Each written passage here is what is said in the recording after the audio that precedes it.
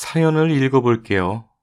5년의 연애, 그리고 결혼, 3년을 함께했던 내 평생 가장 사랑했던 사람과의 이혼. 보고만 있어도 좋았고 보고 있어도 보고 싶었다. 연기처럼 사라지면 어쩌나, 이 감정이 사라지면 어쩌나. 차라리 내가 더 빨리 눈을 감았으면 좋겠고, 사라질까봐 너무 겁이 났고, 함께 있는 동안 행복했던 사람. 연애 기간 동안 크게 싸운 일 한 번 없었는데 결혼은 정말 현실이었다. 매번 시엄마와 부딪히고 그 문제로 싸우기 일쑤였고, 결국 나는 나의 행복을 택했다. 결혼 기간 동안 그 사람과 함께면 행복했다. 난 모든 걸 그에 맞춰 나갔지만 부모와의 연은 무시하지 못하나 보다. 항상 엄마 입장에서 나를 이해시키려 설득시켰고 부모님을 더 생각했던 사람. 그래서 외로웠다. 정말 많이. 내 입장에서 생각했을 때 시엄마를 이해하지 못했고 대표적인 사건들이 여러 가지 있는데 아직도 나는 그의 엄마가 너무 싫다. 불행했으면 좋겠다. 결혼 전 시엄마는 아들 생활 패턴에 맞춰주길 원했고, 그걸 위해 내 직장을 퇴사하길 원했고, 나는 퇴사를 했다.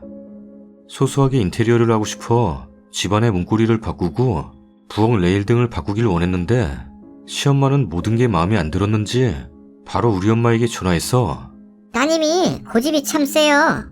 고집이 얼마나 센지 황소고집보다 더해요. 코뿔소 고집이에요, 완전. 키우기 힘드셨겠어요. 양보를 안 하네. 라고 이르질 않나. 모든 생활비는 내 카드로 결제했는데 그게 화근이었다. 남편이 번 돈 너가 다 쓰네? 왜 이렇게 흥청망청 써? 돈 아낄 줄 모르네? 작작 써라 좀. 라면서 어찌나 뭐라 하던지.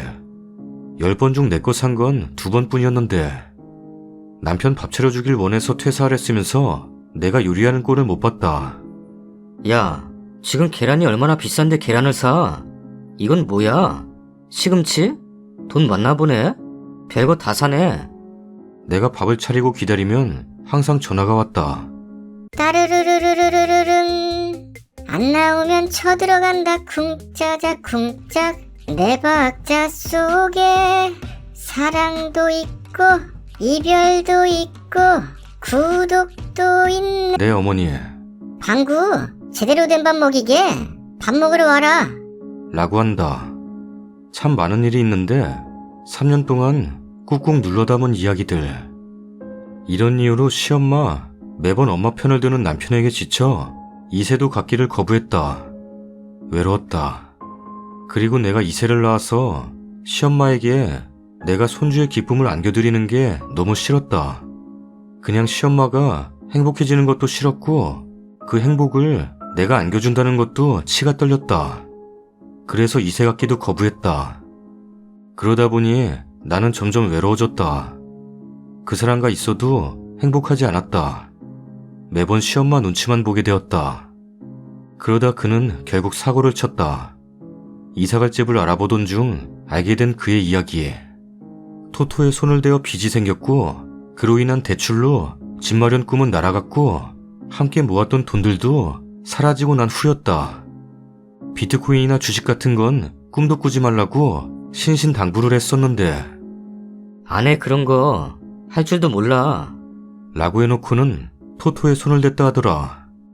무한도전에서 토토가 하길래 나도 토토가 하고 싶었어. 라는 얼토당토하는 이야기. 어딘가 나사 빠진 남편이지만 난 그래도 회복하는 게 우선이라 1,500만 원 빚을 내어 그의 빚을 덮어줬는데 나중에는 시엄마가 이 돈도 안 주려고 하더라. 이유? 네가 관리를 잘못해서 생긴 일이고 네가 다 흥청망청 방구 돈을 써서 방구가 그 돈 메꿔보려고 토토에 손을 댄 거잖아. 네 잘못이야. 여자가 말이야 내조를 잘해야지 말이야. 도대체는 뭐더고 있었냐?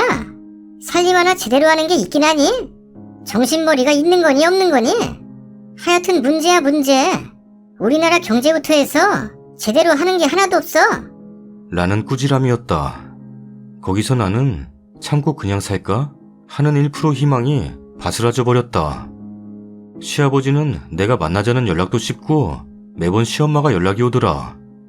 그렇게 시엄마에게 비밀로 하고 나랑 대화를 하자 그랬는데 시아버지는 나를 참 이뻐해준다 생각했고 대화가 될 줄 알았는데 다 똑같았다. 내가 이혼을 꺼낸 후부터 남편은 2달 동안 집에 들어오지 않았다. 그동안 부모님 집에 있었고 옷 가지러 오는 게 전부. 그렇게 매일 혼자 누워 생각하다 울면서 잠들고 그렇게 더 멀어져 버렸다. 그러다가 이혼을 하게 되었는데 이혼 서류를 찍는 와중에도 시엄마는 참 대단한 사람이었다. 공중을 써달라는 요구였다. 아들의 잘못을 발설하지 않겠다는. 치가 떨린다. 제발 네 인생 좀 살라고 소리 질렀다. 언제까지 엄마 꼭두가시처럼 이리저리 끌려다니고 살 거야? 네가 애야? 30살이 넘었는데 왜 아직도 3살처럼 행동해?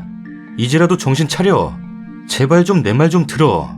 그렇게 정리되기까지 조정기간 사이에 그는 한 번도 집에 오지 않았다. 내가 받아 나온 건 차 한 대, 그리고 내 이름으로 낸 빚 1,500만 원. 이것도 겨우 받아 나왔다. 처음에는 안 주겠다 발뺌하다가 우리 아빠가 너무 참고 참다 폭발해서 남편에게 전화해서 야, 너네 집 다 박살내버릴 거야. 소송 준비해라. 싹바가지 없이 방순이 인생을 망쳐? 망치 들고 갈라니까 나보면 도망쳐. 시엄마는 그때서야 나에게 네 이름으로 낸 빚은 못 들었네. 라면서 1,500만 원 바로 입금해줬고 그 다음날 차명의를 바꿔주더라. 나는 그때는 그 집안과 인연을 빨리 끊고 싶어서 그거라도 빨리 해결해주는 게 좋았다.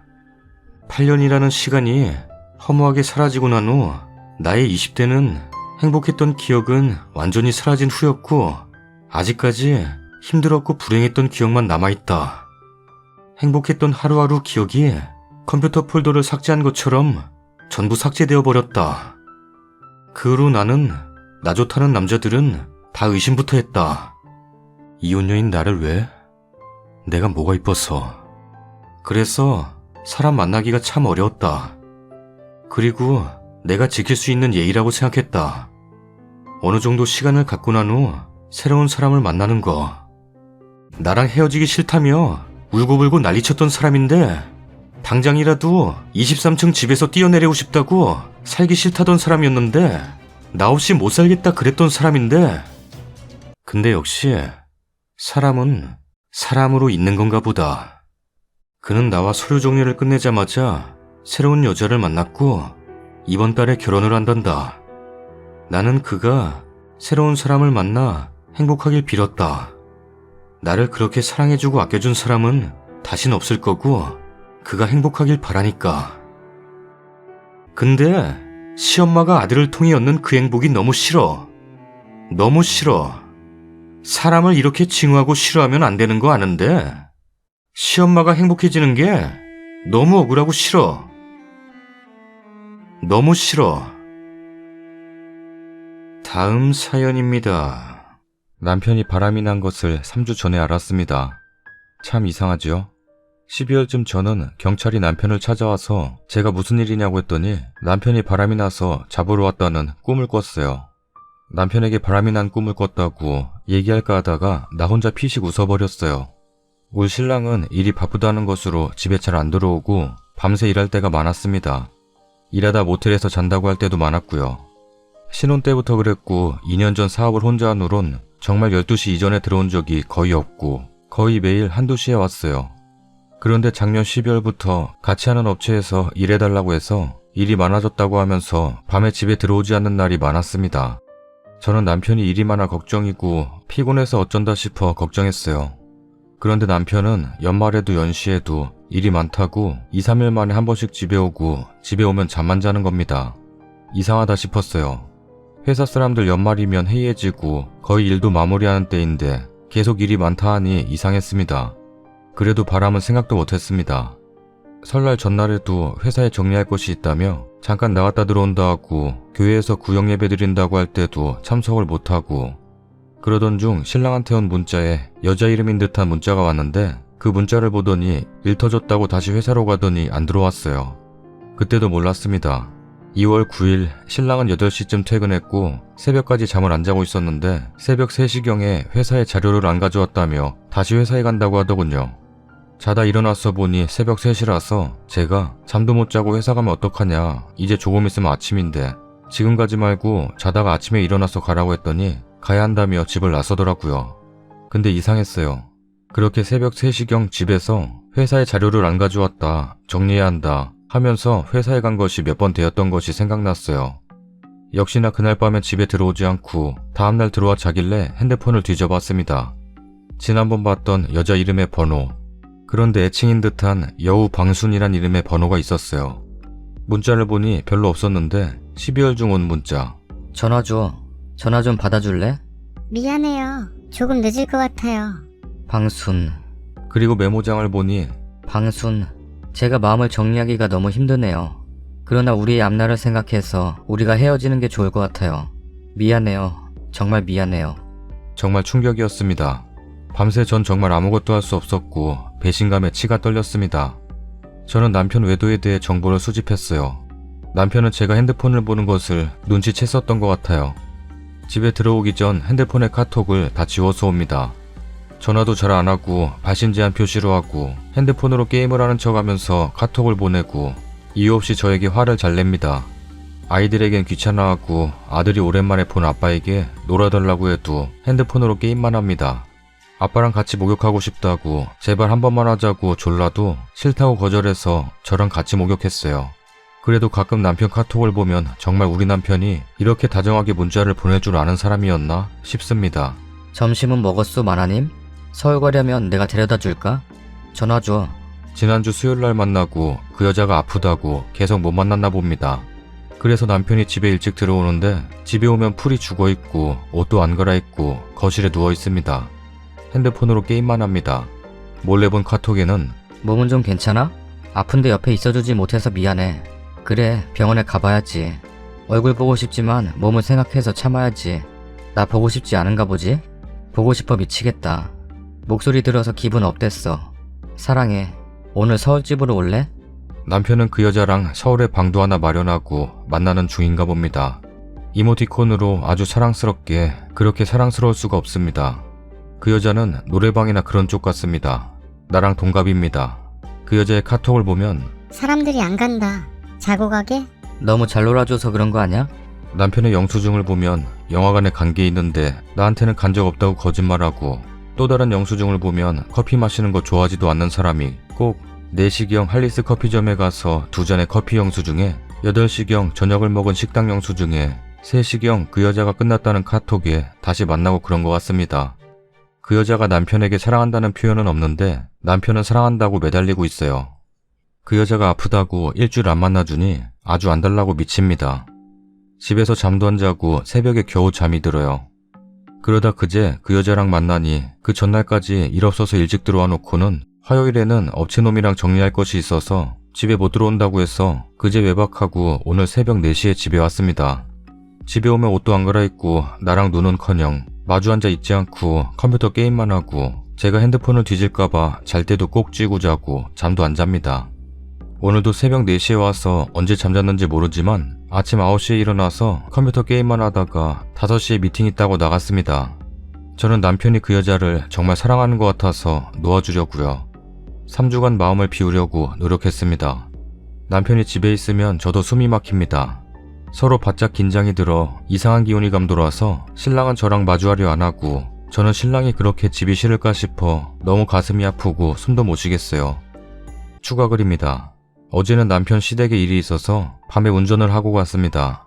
차 안에서 저는 이런저런 얘기하면서 노래방과 술집 다니는 여자들 얘기를 하는데 신랑이 말하길 그 여자들도 정말 할 일이 없어서 먹고 살기 힘드니까 하는 거다. 라고 하더군요. 나중에 집에 돌아올 때 은근슬쩍 다시 물어봤어요. 케이블에서 하는 커플 프로그램을 보면서 처음 남녀가 만나 호기심과 관심에서 시작해 서로 설레임의 감정을 느끼는 것을 보고 16년을 보면서 살아온 우리 부부를 보니 우리 부부 사이에는 처음 연애할 때의 그 감정을 평생 가져보지 못하는 것 같아 슬펐다 라고 했죠. 그러니 신랑은 처음 가진 사랑의 감정은 분명 있을 거야. 다만 서로 회사 일이며 육아 살림으로 그 마음을 잊고 살고 있을 거야. 그 설레임을 또 가질 수는 있어. 부부 사이는 아니더라도 다른 사람에게 느낄 수 있어. 라길래 제가 그건 바람이 아니냐 했더니 바람 맞답니다. 그런데 가족이라는 것은 설레임이 다가 아닌 그 위에 한 단계 높은 것이 있다고 하더라고요. 그러면서 나는 너가 바람을 피면 용서해주고 덮어줄 거야. 남자는 신체적인 성향상 바람을 필 수 있어. 근데 그런 바람으로 인해 설레임은 느낄 수 있지만 그건 오래 못 간다는 것을 알지.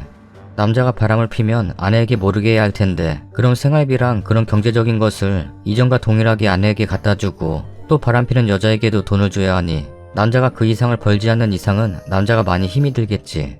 그러면 둘 중 하나를 정리하게 될 텐데 그게 바람 피는 상대지 않을까? 그러더니 저에게 하는 말이 만약 내가 바람을 피면 반드시 집으로 돌아갈 것이니 바람 피는 것을 알고 있어도 모른 척 기다리고 있어. 그러면 생활비랑은 알아서 챙겨줄 거니까. 결혼은 마라톤이야. 이왕이면 첫 번째 마라톤으로 완주하고 싶은 게 남자의 마음이니 바람을 알고 있어도 모른 척 기다려줘. 그 말에 흔들렸습니다. 그래, 기다리면 돌아올 수도 있겠군. 남편과 저의 사이가 조금은 편해진 것 같아 저는 남편이 바람을 폈지만 그날 밤 남편 마음을 다시 되돌려야겠다 생각해서 아이들을 먼저 재우고 남편이 자는 거실에 남편 옆에 누웠습니다. 남편에게 사랑한다고 얘기하고 나를 사랑하냐고 했더니 사랑한다고 하더군요. 정말 떨렸습니다. 그런데 남편은 저를 안아주기는 했지만 더 이상의 관계를 밟지 않고 그냥 안아주는 겁니다. 기다렸습니다. 그냥 자더군요. 아침에 일찍 일어나서 남편에게 안기면서 애교를 부렸더니 입냄새 나니까 저보고 안방에 들어가 자라고 하더군요. 정말 쥐구멍이라도 숨고 싶었습니다. 이렇게 비참할 수가. 남편은 그래도 가정을 지키려고 그 여자와의 사이를 괴로워하고 죄책감을 느끼는 것으로 저는 생각을 했는데 남편은 저에겐 말뿐이었고 그 여자가 우선이었던 겁니다. 저를 안으면 그 여자에게 미안한 마음이 들었는지 저를 안 보는 것이었습니다. 여자로서 이렇게 비참한지. 저는 경제적 여유와 아이들과 조광지처라는 타이틀이 있어도 남편의 사랑을 받지 못하는 것에는 저는 당당하지 못하지만 그 여자는 불륜녀지만 남편의 사랑을 받으니 저보다 나은 당당한 사랑받는 여자였던 겁니다. 너무 마음이 아픕니다. 저는 아직 남편을 사랑하기에 남편을 다른 여자와 나눠 갖는 것도 싫습니다. 근데 오늘은 큰애 행사인데 올 수 있을 것 같다더니 시간이 안 된다고 연락이 왔더라고요. 그 여자를 만나는 것 같습니다. 서울에 방을 얻어놨다는 곳에 이름을 대면서 거기 있다고 하더군요. 저녁에 전화했더니 오늘 일이 많아서 늦게 들어온다고 하더라고요. 정리할 게 있다고. 잠시 후 제가 할 얘기가 있어 전화했더니 수화기 너머로 들리는 소리는 자동차로 이동 중인 차 안에서의 소리였습니다. 이혼을 해야겠죠. 아이 둘은 어떻게 할까요? 제가 키울까요? 아이 둘을요? 하나씩 나눠 키우자고 할까요? 아니면 마음이 아프지만 아이들은 둘 다 포기하고 돈 조금만 받고 이혼할까요? 아이들에게 어떻게 하던 상처인 것 같아 마음이 아픕니다. 댓글입니다. 얘기를 들어보니 어느 정도 재력이 있는 남편분이신 것 같은데 조용히 증거 모으시고 그냥 조용히 합의 이혼할 테니 위자료나 두둑히 달라고 하세요. 지금 합의 안 하시고 소송해봤자 위자료도 적고 마음고생만 하십니다. 어차피 지금 남편분은 그 여자의 눈이 돌아서 죽은 조상이 찾아와도 정신 못 차립니다. 조용히 합의 이혼하시고 기다리시는 게 좋을 것 같습니다. 술집 여자들한테 한번 빠진 남자, 빈털털이 돼서 한번 차야봐야 정신 차리고 가정이 소중했단 거 압니다. 참 답답한 노릇이죠. 님이 남편 보내주기로 마음 먹었다면 증거 모으셔서 조용히 위자료나 잔뜩 챙기시는 게 좋을 듯 하네요. 그 여자한테 소송 건다고 하면서 달랠 수 있는 만큼 다 받아내세요. 아이들도 생각해야죠. 힘내세요. 지금 남편이랑 푼답시고 얘기해봤자 남편 눈에는 그 여자랑 자기 사이 갈라놓는 악녀로밖에 안 보일 거예요. 조용히 수집하세요. 그런 곳에서 일하시는 여자분들은 정말 98% 손님을 사랑하지 않습니다. 정말 싫어합니다. 일단 제가 같은 일을 해봤었어요. 아무튼 언니, 제가 많이 싫으시겠지만 그래도 약간 이런 쪽 얘기 같아서 글 써봅니다. 일단 저 상대편 여자가 집요하게 연락을 계속하려 한다던지 그런 건 걱정하지 마세요. 저런 여자들은 님 남편분 같은 그런 해줄 거 다 해주는 남자들이 많습니다. 저같이 어쩌다 운 좋게 재력가 만났는데 아무 일도 없이 한 달에 300 주는 사람들도 있어요. 문제는 남편입니다. 지금 상황을 보니 여자의 몸을 좋아하는 게 아니라 자체를 좋아하네요. 왜냐, 몸만 좋아하는 남자들은 딱 모텔비만 들고 그 이상도 그 이하도 아닙니다. 하지만 사랑해, 보고 싶다, 목소리 들어서 좋다, 만날까 등등 한마디로 모텔비 말고 다른 여러 곳에 돈을 많이 썼으면 이미 게임 오버입니다. 일단 여자분 번호 알고 계시고요. 그런 거 다 사진 찍어 놓으세요. 그 다음에 남편이 지워도 상관없도록 컴퓨터나 아님 다른 곳에 전부 다 복사하고 옮겨 놓으시고 여자분께 연락하세요. 화내지도 마시고 차분하게.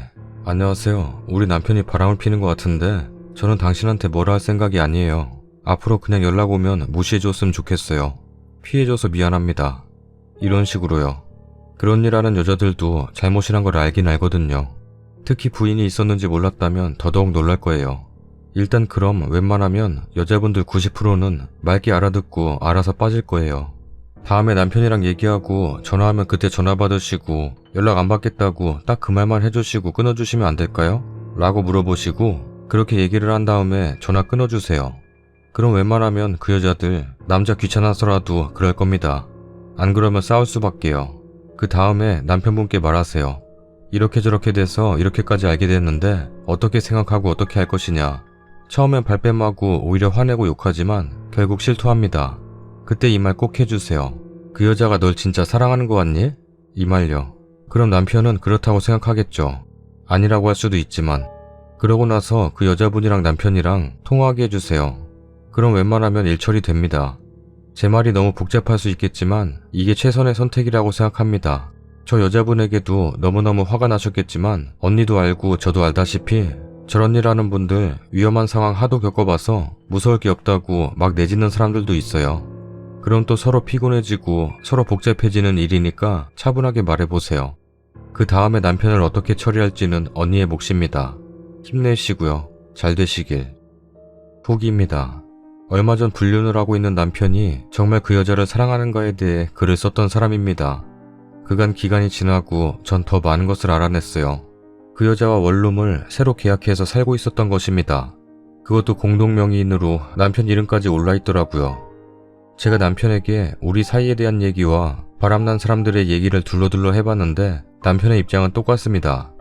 내가 바람나면 모른 체하고 기다려줘. 그렇게 외모를 보고 바람피는 사랑이 얼마나 가겠냐? 길어야 3년에서 5년이니까 기다려줘. 그리고 나는 너가 제일 예쁘다고 생각하고 그런 곳에 가는 거 안 좋아하고 여자도 별로 안 좋아해. 혹시나 이혼하면 너한테 모든 재산을 다 줄 거야. 어느 날은 남편이 금토 외박하고 들어왔어요. 영수증을 확인하니 저에겐 업체놈이랑 정리하고 일이 많아 집에 못 들어온다더니 금요일 밤엔 이태원의 한 커피숍 영수증이 토요일엔 에버랜드 야광권 이용권이 나오더군요. 저에게는 말만 하면 거짓말입니다. 지난 목요일 밤엔 와서 내일은 머리를 아주 짧게 깎아야겠어. 우리 사이에 뭔가 돌파구가 필요하니 내가 마음을 다잡고 잘해보자. 그 말에 제 맘이 흔들렸습니다. 제가 물었습니다. 정말 오빠는 우리 사이가 잘 되길 바래서 그러냐고. 그랬더니 남편이 지금까지 설명 뭘로 들었냐? 너를 사랑하지 않으면 내가 왜 노력한다고 하겠냐? 나는 너한테 만족해. 근데 내가 잘못이 많고 변해야 된다. 그래 믿어보자 했어요. 그때 전 심부름센터에서 남편이 그 여자랑 같이 있는 사진을 찍어달라고 부탁했어요. 근데 남편은 월요일부터 금요일까지 아침에 회사 간다고 출근해서 그 여자 원룸에 가서 둘이 나오지 않고 방콕으로 며칠째 있었습니다. 심부름센터에서 난립니다. 이런 커플 처음 본다고, 얼굴 한번 보기 힘들다고. 그 여자는 저번 달에는 노래방에서 일하는 것 같았습니다. 저녁 9시 출근, 새벽 3시 퇴근하는 것 같고 카톡 문자 보면 이 사람들이 갈 생각을 안 해. 1시간 연장 들어갔어. 너무 잘 놀아줘서 그런 거 아니야? 그런데 이번 달은 여자가 출근 안 하고 신랑과 함께 원룸에서 나오지 않았습니다. 금요일 아침 출근했던 남편 역시 그 여자네 원룸입니다. 5시쯤 전화했는데 머리를 잘랐다고 제법 어울린다고 하더군요.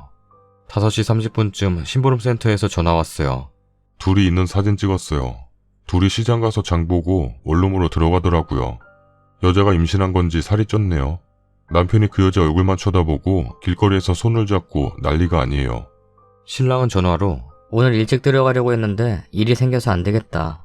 라고 그러더군요. 늦게 들어오긴요. 오늘 토요일인데 아직까지 전화도 집에 들어오지도 않습니다. 사진을 봤습니다. 그 여자랑 같이 있는 사진. 정말 뚱뚱하더군요. 생긴 것도 우리 신랑의 취향이 저런 거였나 싶더군요. 임신을 했을지도 모르겠네요. 그 여자랑 찍은 사진 보니 우리 신랑 웃는 모습이 참 행복해 보입니다. 우리 신랑은 정말로 그 여자를 사랑하고 있는 것 같아요. 이제 제가 놔줘야 할 듯 싶네요.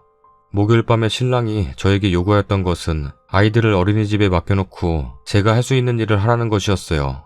경제적으로도 독립하고 자기가 갑자기 없을 때를 대비해 뭔가 해야 하지 않겠냐고요. 남편의 마음이 저에게 완전히 떠난 것 같습니다. 정말 매 순간 매 순간이 힘들어 미치겠습니다. 댓글입니다. 만약에 그 여자가 임신을 했다면 이혼을 해주지 않는 편이 나을 수도 있습니다. 글쓰님은 너무 힘드시겠지만 아이들도 이혼한 부모의 아이들이 되면 사회적인 인식이 나쁘고 경제적으로도 글쓰님 남편이 죽으면 그 재산 다 아이들과 글쓰님 거가 되니까요. 이혼을 안 하면 그 여자가 임신한 애가 혼외 자식이 되게 되어서 결혼할 때나 취업할 때나 학교를 다닐 때에도 그 여자의 애한테는 상처가 되겠죠. 서로 따로 살더라도 이혼은 하지 마세요. 여튼 글쓰님 해결 잘 되시길 바래요. 저런 식으로 한순간에 여자랑 바람나서 조강지쳐 버렸다가 마누라한테 개처럼 빌고 자식들한테 무시나당하는 아빠가 되고 지 인생 종쳐서 페인되는 바람기 다분한 종자들 여러 봤다. 내가 여자라서가 아니라 여태 살아본 결과 옛 어른들이 여자 말 들어서 나쁠 거 하나 없다는 걸 너무나 잘 알고 있다. 같은 남자로서 어쩜 저렇게 뻔뻔할 수 있을지 보면서 감탄하네요. 문제는 지금이 아니라 나중이에요. 남편분이 바람이란 걸 인정하면서 큰 소리치고 뻔뻔하게 나오잖아요. 그게 첫 번째도 이런데 살다 보면 몇 번의 바람을 필 것이며 얼마나 더 뻔뻔하게 나올지 눈에 훤히 보이지 않나요? 그만 끝내세요. 님 그거 착한 거 아니라 바보 같은 거예요. 아이들 인생이 중요한 만큼 님 인생도 중요하잖아요. 제가 보기엔 양육권도 남편분이 쉽게 줄 것 같은데 이혼하세요. 바람피는 아빠랑 같이 사는 아이들이 살면서 행복할 것 같나요? 절대 아니에요. 차라리 엄마 하나뿐이라도 정상적으로 키우시는 게 답이에요. 아이들을 위해서라도 이혼하시고 새 출발하세요. 추가 글입니다. 차라리 꿈이거나 사실이 아니었으면 할 때가 있습니다. 신랑 사업은 쉽게 말하면 직원들 파견 나가 있는 거라서 자기가 가지고 다니는 노트북과 가방에 은행 통장만 있으면 어디서든 컴퓨터 할 수 있는 곳이라면 일을 할 수 있어요. 회사 사무실을 가지 않아도 일을 할 수 있어요.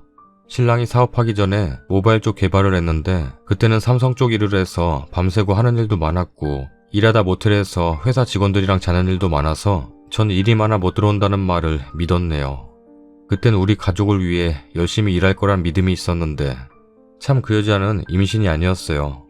제가 조용한 공중전화 가서 분유회사인 척하고 그 여자에게 설문조사하는 것처럼 해서 알아봤어요. 친구에게 이렇게 했다더니 친구가 별거 다 해본다고 해서 허탈했어요.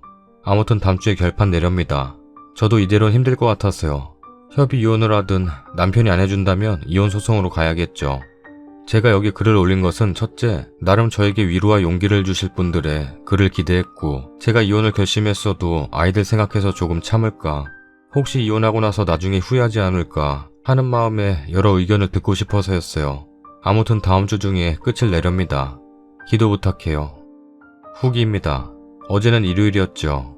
남편은 지난주 토요일에 갑자기 자기가 찜질방에 갔었는데 아빠랑 아들이랑 목욕하는 모습을 보니 우리 아들 생각이 났다며 토요일에 찜질방에 갔어요. 지난주 토요일은 목요일에 자기가 잘못했으니 잘해보자는 의미로 머리를 빡빡 깎는다고 하더만 그날 금요일 저녁 그 여자랑 같이 시장 가서 장 보고 길거리에서 손을 주무르고 한 사진을 찍은 날이에요. 그날 외박해서 토요일 하루 종일 전화 안 되더니 그날 밤 늦게 들어왔어요. 제가 카톡에 내일 찜질방 간다더니 연락이 안 된다 하니 밤 11시에 들어왔어요. 토요일 날 저녁에 가족끼리 찜질방은 갔어요. 우리 아들이 정말 좋아하더라고요. 그런데 일요일 저녁 교회 갔다가 밤 10시가 되었는데 옷을 안 갈아입길래 나갈 거냐 했더니 생각 중이다 하더라고요. 오전부터 전화기만 들여다보길래 그 여자한테 가나보다 싶었는데 나간다고 하니 정말 마음이 그렇더라고요.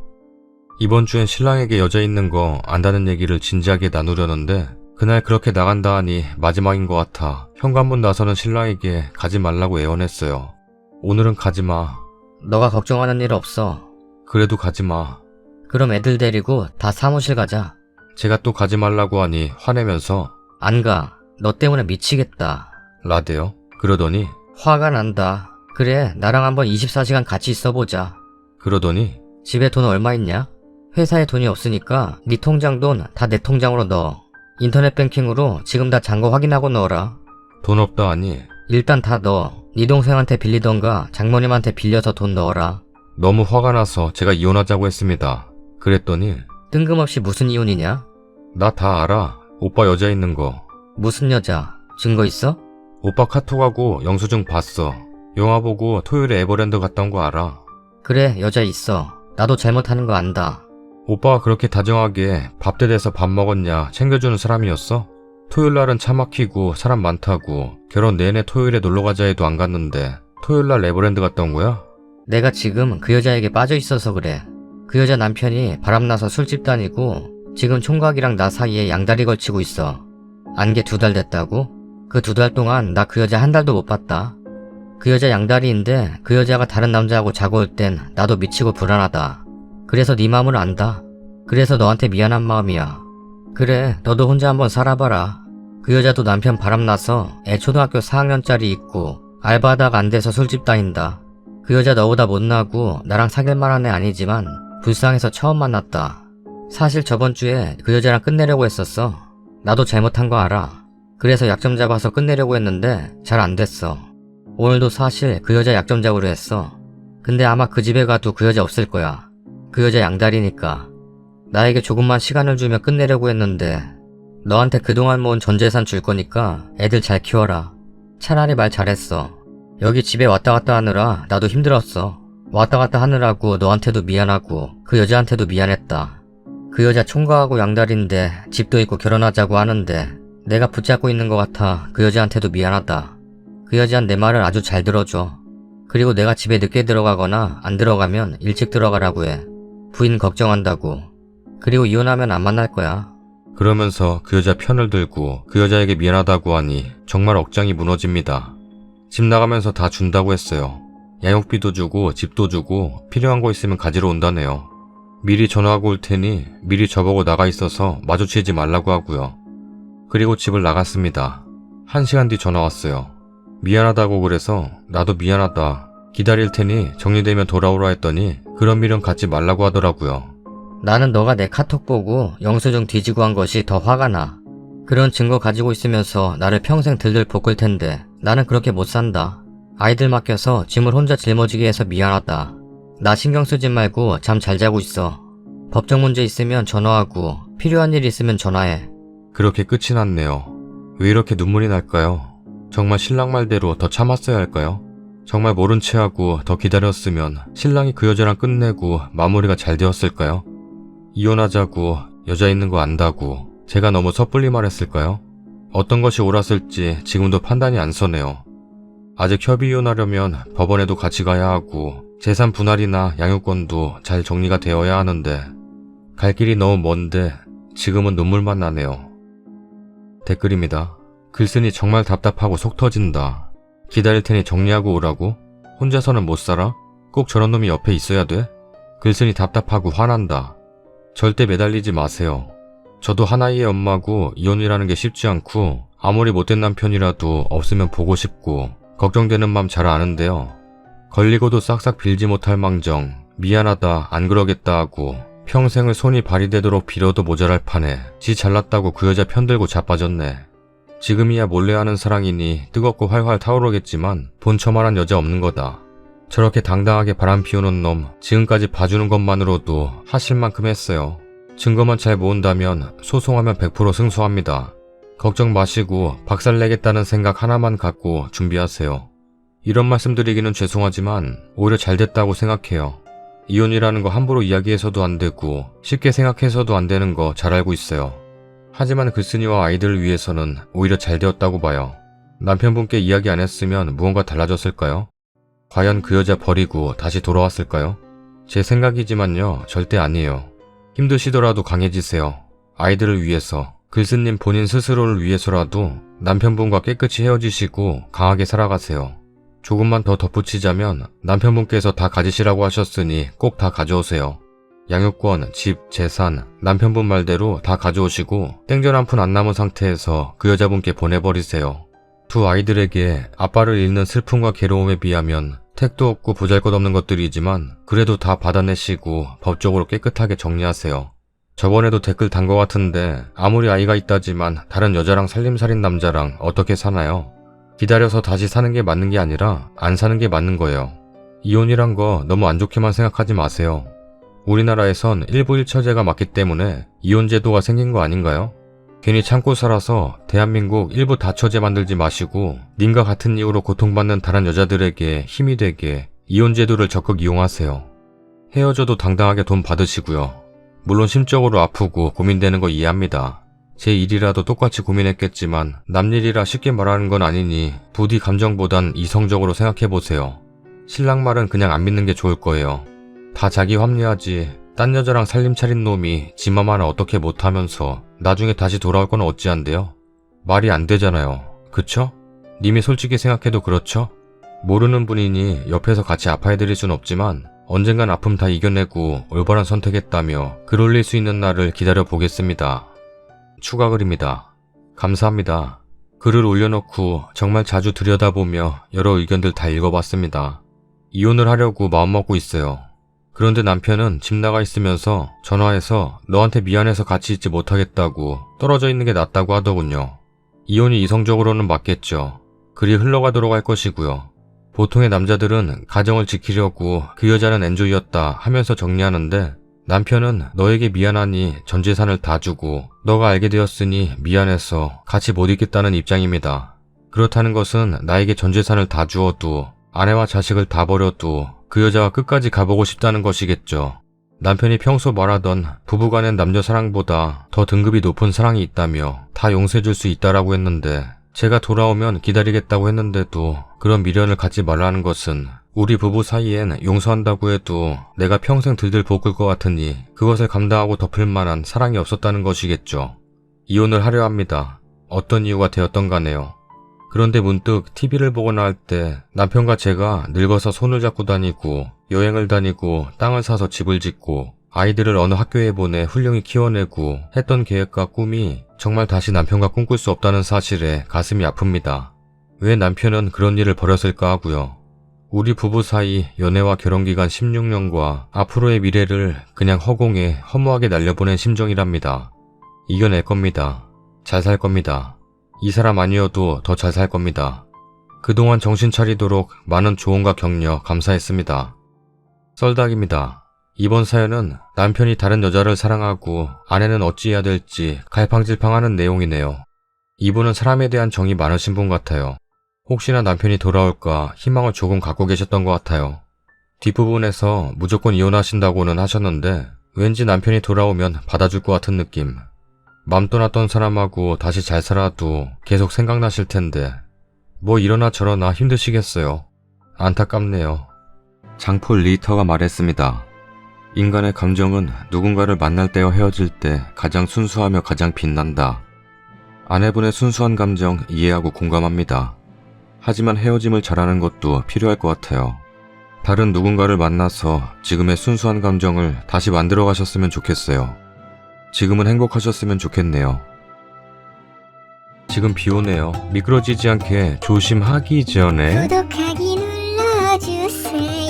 야, 비 오니까 막걸리에 파전 먹으면서 썰닭 봐야지. 하기 전에. 구독하기 눌러주세요.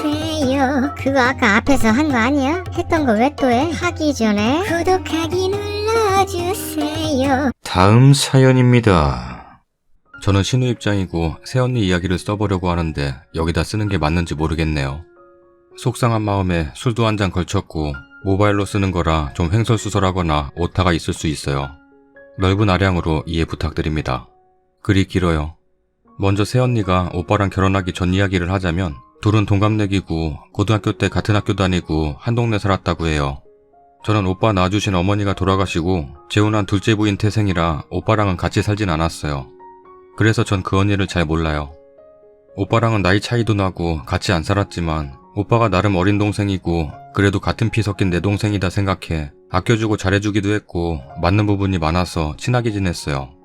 그러다 보니 오빠 동창들이랑 노는 자리에도 가끔 껴서 놀기도 하면서 이런저런 얘기를 많이 들었어요. 그렇게 껴서 놀다 보니 그 언니를 보게 되었는데 좀 여장부 같은 스타일? 술도 엄청 잘 마시고 이성 친구들한테도 스스럼 없이 대하는 게 그게 안 좋게 보이진 않았어요. 근데 문제는 오빠가 결혼 준비를 하고 있을 때 일어났어요.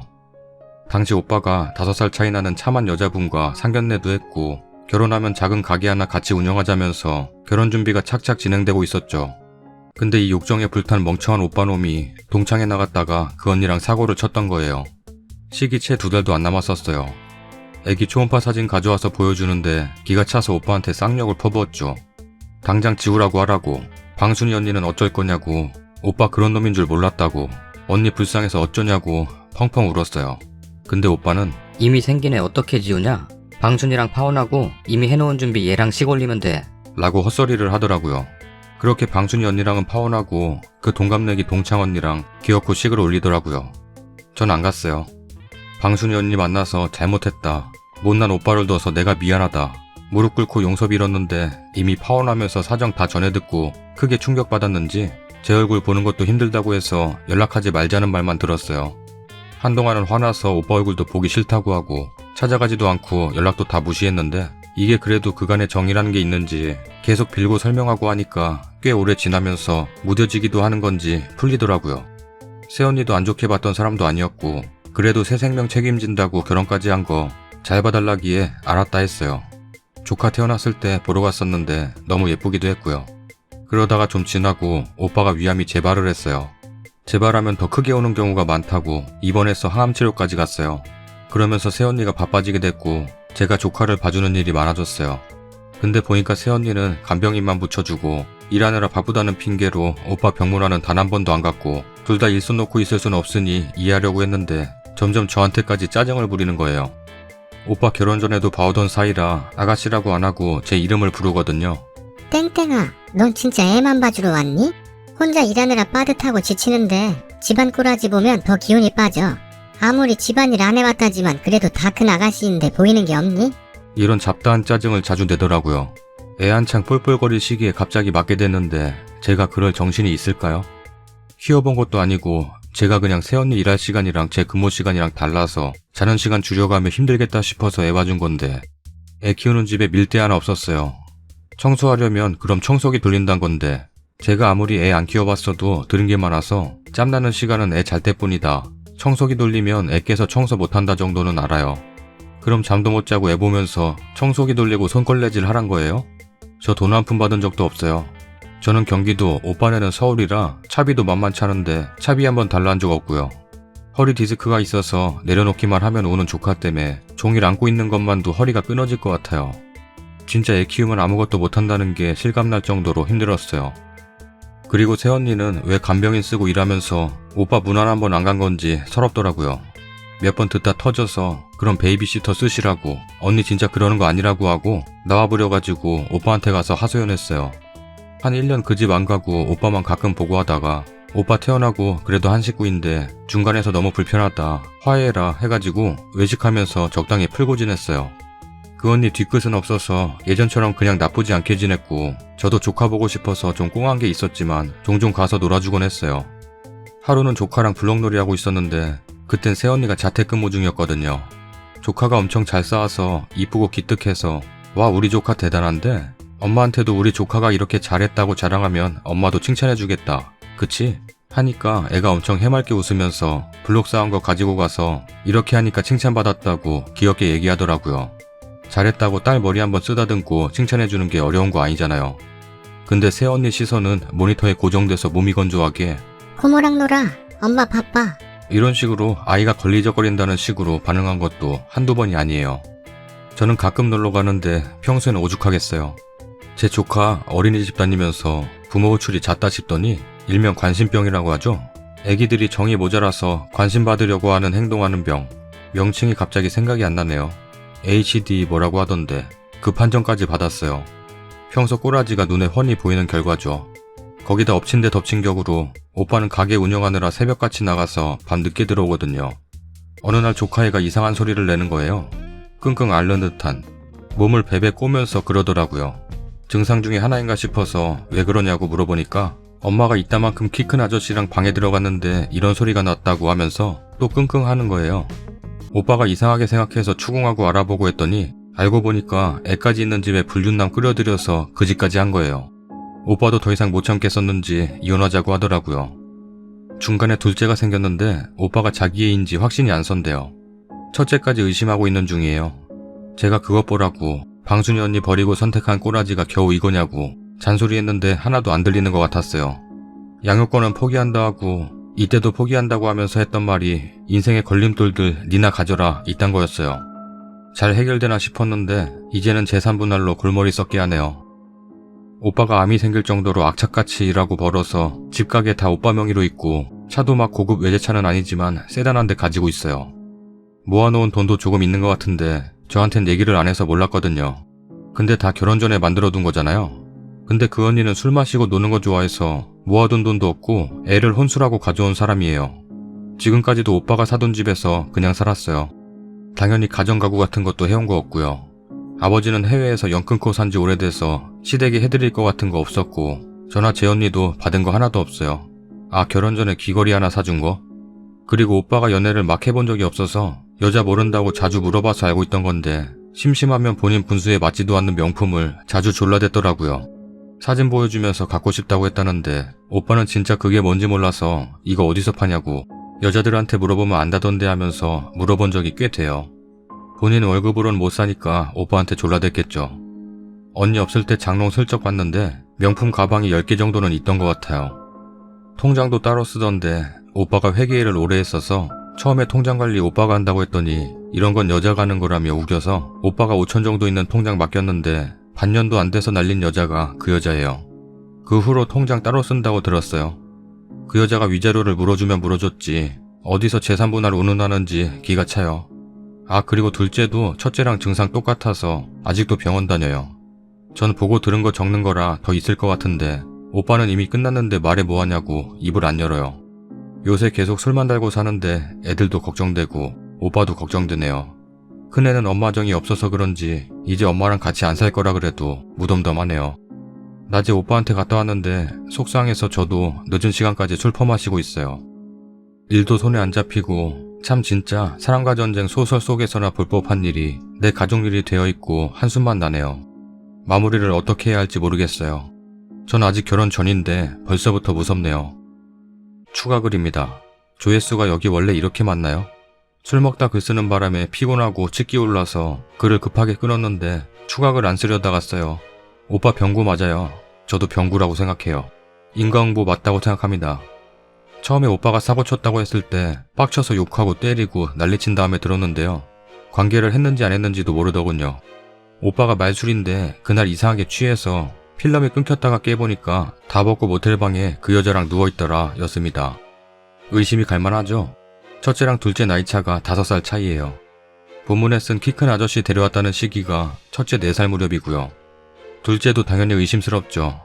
그리고 꼬치꼬치 캐물어서 들었는데 결혼 생활 하는 동안 부부관계 거의 안 했답니다. 무슨 원샷 원킬이에요? 근데 오빠는 친자 확인 안 하겠답니다. 어차피 그 여자는 애 데려갈 생각도 없는데 괜히 그런 거 했다가 본인 마음 흔들리면 어쩌냐고 애들 보기 싫어지면 어쩌냐고 합니다. 오빠도 지 자식 아니다 쪽에 많이 기운 것 같아요. 애들도 거의 전화 오빠가 돌봤지 그 여자는 애 뱃속에 품고 있던 거 말곤 하나도 도와준 거 없어요. 급 생각났는데 둘째 이유식 할 때 그 여자한테 이유식 좀 해달라니까 냉장고에 해놓은 거 없냐고 만들 줄 모른다고 했었네요. 큰애는 그래도 오빠랑 제가 눈이 아버지 닮았나 똑같이 생겼는데 큰애 손잡고 나가면 제 딸인 줄 압니다. 그거 하나는 위안이 되네요.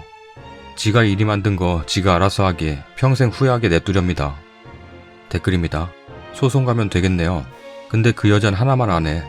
지가 받은 명품들도 분할 대상인 건 알라나 모르겠네. 거기다 불륜까지. 그냥 쫓아내세요. 그리고 상간남한테 위자료 청구 소송한다 하세요. 그럼 아닥하고 나갈 겁니다. 애도 유전자 검사 하시고요. 결혼 2달 앞두고 바람 피워서 다른 여자 임신시켰는데 원래 잡아놨던 식장 그대로 여자만 바꿔서 결혼했다는 거 진짜 소름 돋네요. 글쓰리님은 뭐 그래도 본인 오빠고 그 오빠가 아프고 고생하니까 안타까운 모양인데 그 원래 결혼하려고 했던 여친분 입장에서 보면 님 오빠 하나도 안 불쌍할 것 같고 오히려 이제야 속이 좀 시원하다고 느끼지 않을까라는 생각이 드네요. 후기입니다. 예전에 암치료로 오빠 입원한 사이에 애까지 있는 집에 상간남 데려와서 바람핀 새언니 이야기를 썼던 신우예요. 이혼하면서 그 여자는 애들이 인생의 걸림돌이라고 오빠에게 버리듯 양육권 넘겼고 오빠는 양육 비고 뭐고 다 필요 없고 빨리 끝내고 싶으니 합의 이혼하자고 해서 이혼하게 됐어요. 그러고 가끔 애들만 보여주면서 잘 마무리됐는가 싶더니 이 여자가 어디서 무슨 얘기를 듣고 온 건지 최근에 갑자기 양육권을 본인이 가져가고 싶다고 하는 거예요. 전에 쓴 글에도 썼고 여기도 적었지만 인생의 걸림돌이라더니 갑자기 애들을 달라는 게 이상하잖아요. 말로는 떨어져서 지내보니 애들이 소중했구나 깨달았다고 심파극을 찍더라는데 과연 분명 무슨 꿍꿍이가 있구나 싶었는데 참나 알고 보니 양육비 때문인 것 같아요. 합의 이혼하면서 이미 준 명품 가방 같은 것도 죄다 가지고 가놓고 그거 보고 있으니 오빠 돈 생각이 났나봐요. 양육비도 많이 뜯어낼 수 있을 거라고 갑자기 생각이 들었나봐요. 이혼하면 끝인 줄 알았는데 이혼 후에도 양육권 다시 주장하는 게 가능하더라고요. 오빠 진짜 화가 머리 끝까지 나서 어차피 애들 본인이 키우는 거 친자식인지 의심이 들어도 검사 안 하고 본인이 품고 살겠다고 맘먹고 잘 키우고 있었는데 이번 일로 생각이 달라졌나봐요. 바로 준비해서 친자검사 진행했어요. 큰애는 오빠 닮아서 의심하진 않았었는데 큰애 작은애 죄다 검사했네요. 결과는 예상했던 대로더라고요. 큰애는 오빠 자식 맞아요. 근데 작은애 역시나 오빠 애가 아니었어요. 작은애 내 새끼 아니니까 데려가라고 난리 피우고 살면서 오빠가 이만큼 빡친 거 처음 보는 것 같네요. 화 안 내던 사람이 한 번 들면 어찌 되는지 잘 느끼고 있습니다. 거기서 끝나지 않고 소송 준비 착실히 하고 있네요. 이혼 후에도 이게 되는 건가요?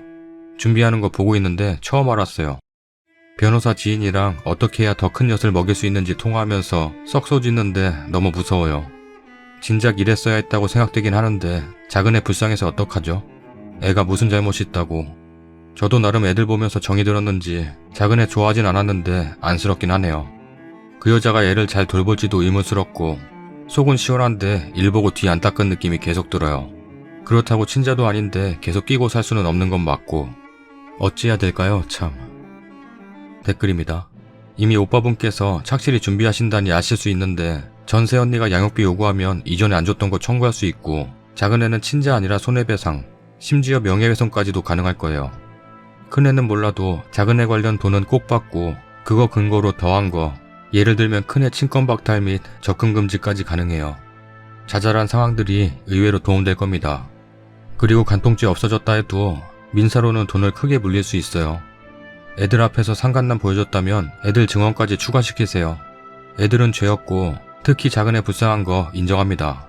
저희 집 경우에는 키운 정 때문에 오빠가 그냥 다 데리고 살더라고요. 대신 애들 엄마한테 니네 학대하는 거 싫으면 돈 보내라고 협박은 오지게 증거는 안 남게 나중에 애들 부양 의무 못 지우게 하려고 더러워도 현장 거래해요. 주기적으로 주는 돈도 양육비가 된대서 일부러 잊을만 하면 뜯습니다. 애들 엄마는 요새 독 바짝 올라서 학대하라면 하라길래 새남편한테 네 과거 떠벌린다는 식으로 협박하니까 입 닫더래요. 양육비 뜯어내고 싶어서 양육권 타령하더니 그 상간남하고 그 여자 오히려 그 돈 토해내게 생겼네. 상간남한테도 위자료 청구해야 한다는 것도 알려주세요. 바람남도 뿌린 대로 바람녀도 심은 대로 거두겠네요. 그나저나 둘째 아이는 너무 불쌍해요. 어린 게 무슨 죄가 있다고. 자식을 돈으로 보는 사람 밑에서 클 거 생각하니 벌써부터 마음이 착잡합니다. 성격이 안 맞아 합의혼했더니 이혼 판결 나고 시청 가서 신고까지 끝내고 오니 카톡 프로필 사진에 연애 100일 기념 케이크 든 상간남 사진을 떡하니 올려놔서 소송 걸려고 변호사 상담 가서 알게 된 내용입니다. 이혼했어도 배우자의 부정을 알게 된 시점, 친자 확인 결과를 알게 된 뒤 2년까지 소송 가능합니다. 요즘 댓글들이 시원찮으신데 한마디에 댓글 많이 달아주세요. 이제 내 목소리가 질릴 때도 됐지? 다 같이 구독하기 눌러주세요. 음이 안 맞잖아. 따라라라라라라라라 구독하기 눌러주세요. 그건 그렇고 삼계탕에 있는 닭다리를 내 그릇에 옮겼더니 시어머니가 소리를 지르길래 밥상을 엎어버렸습니다. 왔다 시어머니 보소. 며느리가 닭다리 들었다고 소리를 질러? 너무하네. 제목만 봐도 재밌는 냄새가 솔솔 풍긴다. 근데 이건 닭이 문제야. 내 발로 걸어다녔으면 얼마나 좋아. 닭다리도 4개고. 아하,